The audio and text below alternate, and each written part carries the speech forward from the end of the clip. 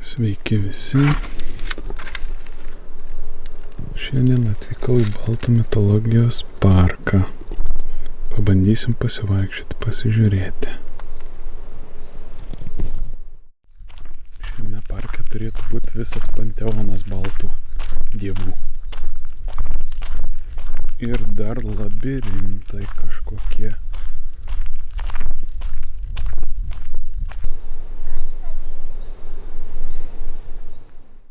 Kągi, priėjau labirintą. Nuo senovės laikų labirintai slepia daug galvosūkių. Labirintus galime laikyti žmogaus gyvenimo kelio į savo likimą simboliais. Kaip pereiti labirintą, nepasiklysti ir nepražūti painiuose takuose, bėgant metams tobulėja žmogaus sąmonė. Todėl mes pagal savo žemaitišką gyvenimo suvokimą naujai sukūrėme labirintą, kuris neturi analogų jau esantiems. Jį pavadinome vadimo labirintas, kuriame galime rasti tiek klasikinio, tiek šiaurinio ar mozaikinio labirintų bruožų. Būtent vadimo labirinte, kokiais takais beitum, vis tiek pateksi į vieną vienintelį savo likimo tašką. Centre iš akmenų suformuotas likimo arba paskirtos laimės įvaizdis šulinys. Žinoma, kiekvienas nori siekia, kad jo likimas suteiktų kuo daugiau laimės ir džiaugsmo, sveikatos ir turtų. Todėl atėję prie likimo šulinio, patrinkite pinigėlį tarp delnų ir įmeskite į vandenį, kad jūsų norus vanduo pajustų ir padėtų išsipildyti svajonėms. Nagi pasižiūrim.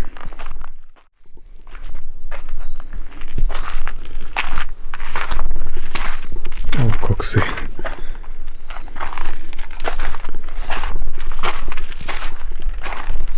Pabandysiu nesukčiauti ir surasti išėjimą.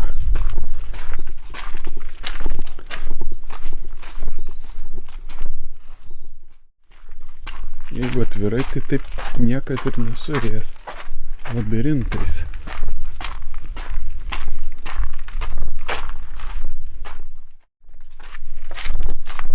Bet čia, kai pagalvoju, kiek čia darbo reikėjo jį padaryti, įdėti.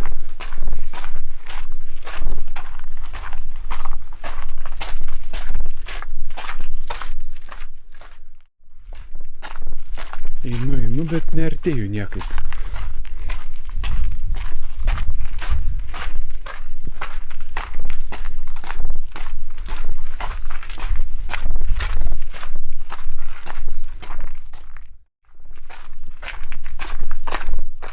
O, štai ir priėjau.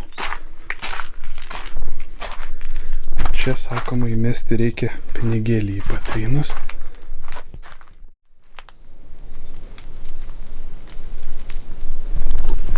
Taigi, o dabar keliausiu į parką, kur matosi ten vat įėjimas.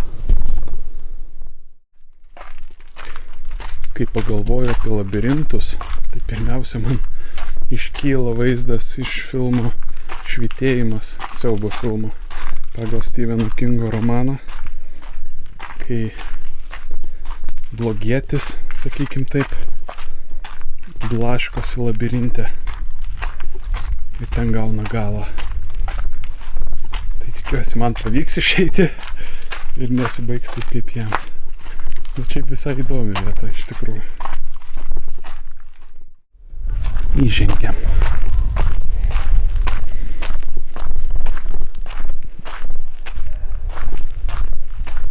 Mėnulio takas.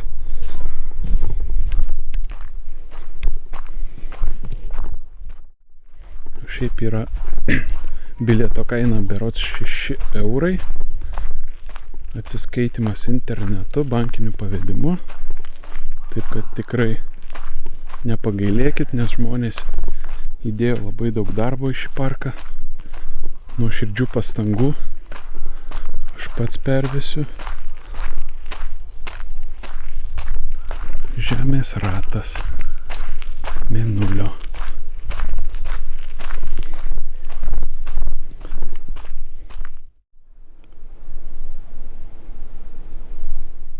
Skulptūra simbolizuoja Patrimpas, senovės prūsų upių ir šaltinių dievas.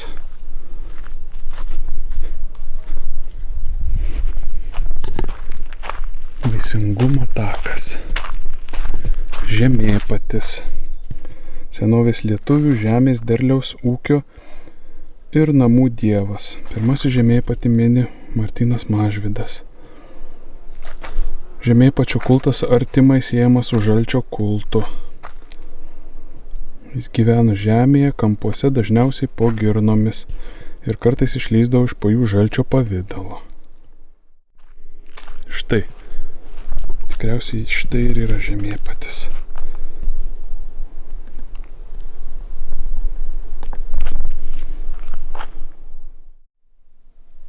Skruzdės dirba savo darbą, kolonija visa.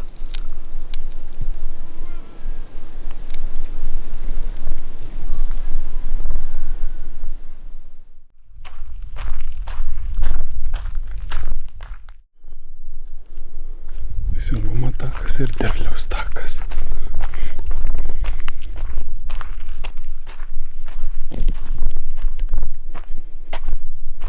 O kokia renginių vieta, kokia tai. Ir ko gero aukuras viduryje. Pasižiūrim.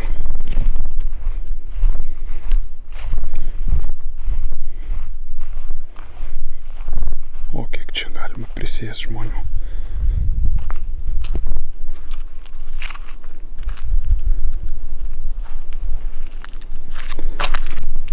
Jap.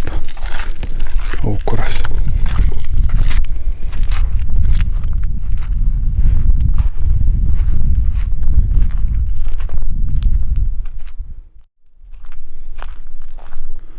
Čia bus perkūnas, spėčiau.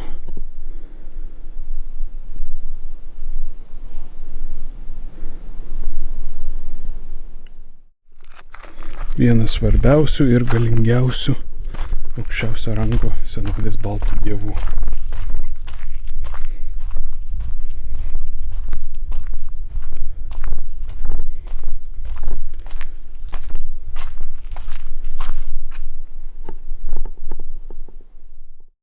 Čia yra Lada ir žvaigždžių ratas.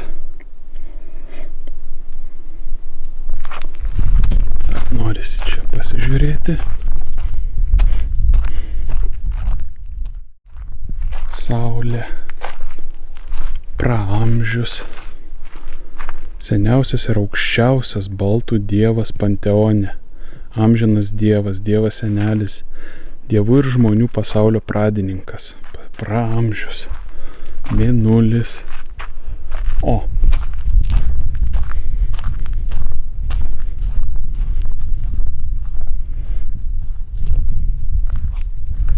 Štai kokia graži skulptūra dievybės.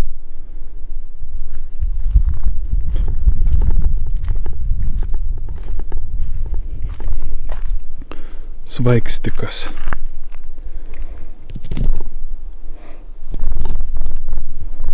Prūsų šviesos dievas.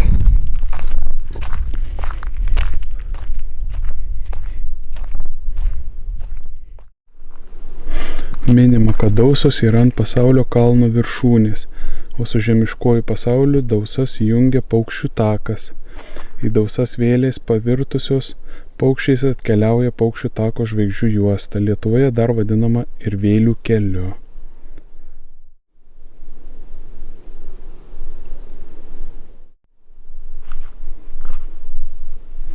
Štai dar vienas dievas baltų. Kalvis, dievaitis kalvelis, dangaus dievybė. Perkūno pagalbininkas, sietas su ugnimi ir vandeniu, stebuklingų daiktų kalėjas, slibinų milžinų nugalėtojas. Ot koks narsuolis. Aušautas. Tai sveikatos, luošųjų, ligotųjų ir sveikųjų dievas, tapatinamas su žalčiu. Kaip žinom, žaltys turėjo ypatingą reikšmę mūsų protėvių baltų mąstyme, matyme. Rūgutis. Rūgščių ir augintų patiekalų, alaus, midaus, raugo dievybė. Dar ir tokia buvo, pasirodo. Donkubilis, alaus, gorčius, dievybės simbolinis atributas.